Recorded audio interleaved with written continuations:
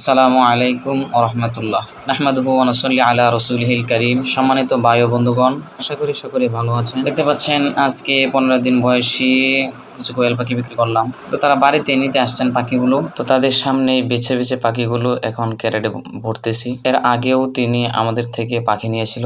সেই পাখিগুলো রানিং হয়ে গেছে আলহামদুলিল্লাহ। এজন্যই আমার থেকে আবার পাখি নিতে আসছে। তো ছোট বড় মিলে আমি তাকে 150 পিস পাখি দিয়ে দিলাম। পাখিগুলো কতটুকু সুস্থ আপনারা ভিডিওতে দেখতে পাচ্ছেন আলহামদুলিল্লাহ। এখন যে পাখিগুলো দিতেছি এই পাখিগুলো বুকিং করা ছিল অন্যজনের জন্য। তো সেই লোককে ভালো করে বুঝিয়ে তারপরে এই পাখিগুলো আরেকজনকে দিয়ে দিলাম। কারণ অনেক জোর করে ধরছেন, বলতেছেন যে আমি মাদ্রাসায় চলে যাব, তাই হয়তো বাড়িতে থাকবো না, তুমি এই পাখিগুলা অন্যজনকে আরেক সময় দিও, আমাকে এগুলা দিয়ে দাও। আর যিনি বুকিং দিয়ে রাখছিল তিনি আমার অনেক মহাব্বতের মানুষ আলহামদুলিল্লাহ। অল্প সময়ে অনেক সুন্দর তার সাথে সম্পর্ক হয়ে ওঠে। আর আপনারা যারা পাখি নিতে ইচ্ছুক তারা আমার সাথে যোগাযোগ করতে পারেন ইনশাআল্লাহ। অর্ডার করে রাখলে সেই অনুযায়ী চাহিদা মতো আমি বাচ্চা তৈরি করে দিই। তো এখন আমি ক্যারেটগুলো সুন্দরভাবে বেঁধে দিব যেন বাড়িতে নিয়ে যেতে পারে, কোনো সমস্যা না হয়। আমি জানতাম না যে আজকে বাচ্চাগুলো বিক্রি হয়ে যাবে, তাই আমি বাচ্চার জন্য নতুনভাবে ধানের তুষগুলো আমি সুন্দরভাবে পরিষ্কার করে তার নিচে দেওয়ার চেষ্টা করতেছিলাম। আসলে কোনো কাজে ছোট না, ছোট একটা কাজকে যে ছোট মনে করে তার জন্য সফলতা কখনো সম্ভব না।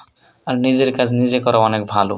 নিজের কাজ অন্যজনকে দিয়ে করানো সেটা সুন্দর হয় না। তো পাখির নিচে পুরাতন সুতির লুঙ্গি দিয়েছিলাম, আপনারা দেখতে পাচ্ছেন, সেটা ময়লা হয়ে গেছে। এ কারণে নিজে হাত লাগায় নিজে পরিষ্কার করতেছি। আলহামদুলিল্লাহ, নিজের কাজ অত্যন্ত নিজে ভালো করা ভালো। তো এই সুতির কাপড়ের নিচে কিছু তুষ আগে থেকে ছিল এখানে। তো এই তুষগুলো পেয়ে বাচ্চাগুলো অনেক আনন্দিত। যে তুষগুলো আপনারা দেখতে পাচ্ছেন যে আমি এটা চালন দিয়ে চালতেছিলাম, এগুলো তো অনেক ভালো ছিল।